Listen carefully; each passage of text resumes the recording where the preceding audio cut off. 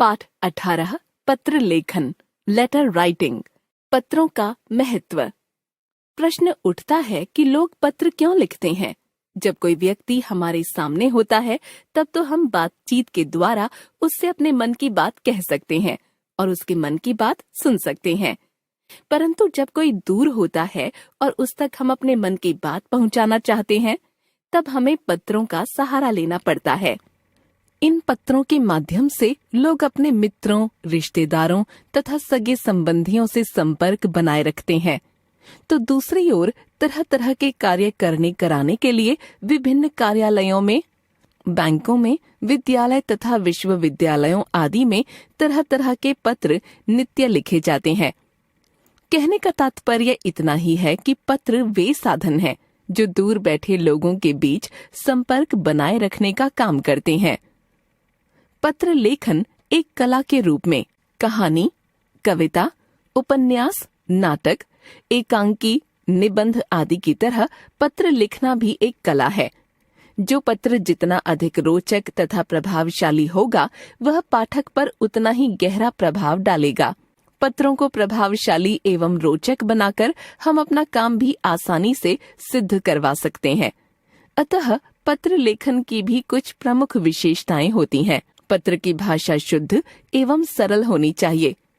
पत्र लेखक जो कुछ भी कहना चाहता है वह पाठक को आसानी से समझ में आ जाना चाहिए। पत्र का अभिप्राय क्या है यह बात पत्र से स्पष्टतः पता लगनी चाहिए। पत्र बहुत लंबा या बहुत छोटा नहीं होना चाहिए।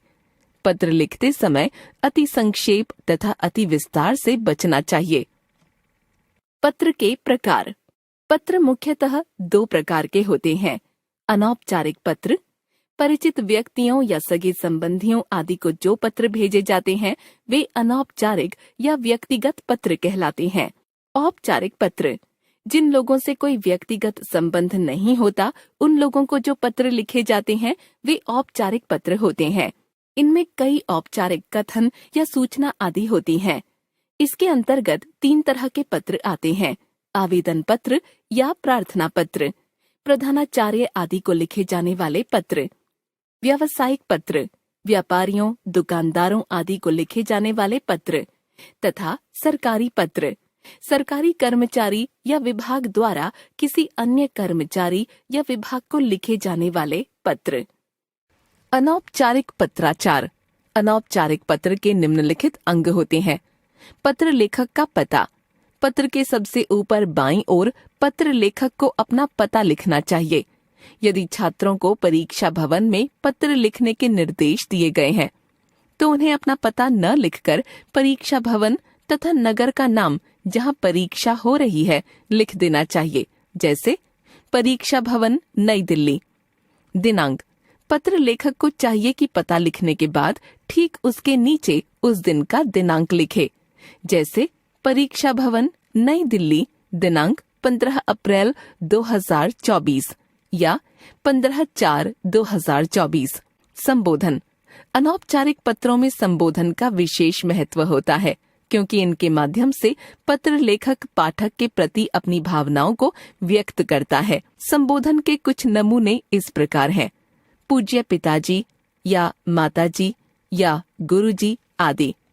आदरणीय चाचा जी या मामा जी या भाई साहब या दीदी या भाभी जी आदि।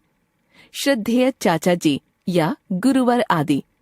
प्रिय भाई या मित्र आदि। शिष्टाचार सूचक पदबंध या अभिवादन के वाक्य। शिष्टाचार के कुछ पदबंध इस प्रकार हैं। चरण स्पर्श, प्रणाम, नमस्कार, वंदे, सस्नेह या सप्रेम नमस्ते, प्रसन्न रहो, चिरंजीवी रहो आदि। विषय वस्तु या मूल कथ्य। शिष्टाचार सूचक शब्दों के बाद पत्र की मूल विषय वस्तु आती है। इसे पत्र का कथ्य भी कहते हैं। इसके अंतर्गत लेखक वे सभी बातें, विचार आदि व्यक्त करता है जिन्हें वह पाठक तक संप्रेषित करना चाहता है। इसी से लेखक की अभिव्यक्ति क्षमता, भाषा, कथ्य को प्रस्तुत करने के तरीके आदि का पता चलता है। समापन निर्देश या स्वनिर्देश। कथ्य की समाप्ति के बाद पत्र के अंत में स्वनिर्देश के अंतर्गत पत्र लेखक तथा पाठक के मध्य के संबंधों के आधार पर संबंध सूचक शब्दों का प्रयोग किया जाता है, जैसे आपका, आपका ही, तुम्हारा अपना, स्नेहाकांक्षी आदि। पत्र लेखक का नाम। स्वनिर्देश के नीचे पत्र लेखक को अपना नाम लिखना चाहिए। परीक्षा भवन में पत्र लिखते समय नाम के स्थान पर क ख ग या अ ब स आदि लिख सकते हैं। अनौपचारिक पत्रों के नमूने। परीक्षा में उत्तीर्ण होने पर सहेली को बधाई पत्र। 2/26 जीवन पार्क, नई दिल्ली, 1 मार्च 2024। प्रिय दीपा, सप्रेम नमस्ते। आज ही तुम्हारा पत्र मिला। पढ़कर बहुत प्रसन्नता हुई कि तुमने 5वीं कक्षा में 90% अंक लेकर सर्वोच्च स्थान प्राप्त किया है। एक नए विद्यालय में जाकर इस तरह की सफलता प्राप्त करना सचमुच बड़े ही गौरव की बात है। तुम्हारी इस सफलता के लिए मेरे परिवार के सभी सदस्य तुम्हें बधाइयाँ दे रहे हैं। माँ विशेष रूप से तुम्हें आशीर्वाद भेज रही है। इस वर्ष तो तुम्हारी 6ठी कक्षा की परीक्षा होगी। मुझे उम्मीद है कि तुम इसी तरह परिश्रम तथा लगन से अध्ययन करती रहोगी तथा 6ठी में इसी प्रकार के अंक लेकर अपना, अपने घर का तथा अपने विद्यालय का नाम ऊंचा करोगी। मैं तुम्हारे उज्जवल भविष्य के लिए ईश्वर से निरंतर प्रार्थना करती रहूंगी। आशा है तुम्हारे परिवार में सभी लोग सकुशल होंगे। पुनः शुभकामनाओं सहित तुम्हारी प्यारी सहेली दिशा। मित्र को जन्मदिन पर निमंत्रण पत्र। B28 गांधीनगर, नई दिल्ली, 11 फरवरी 2024। प्रिय जितेंद्र, सस्नेह नमस्ते। बहुत दिनों से तुम्हारा कोई पत्र नहीं मिला। आशा है तुम स्वस्थ व सानंद होगे। तुम्हें याद होगा कि अगले माह की 19 तारीख को मेरा जन्मदिन है।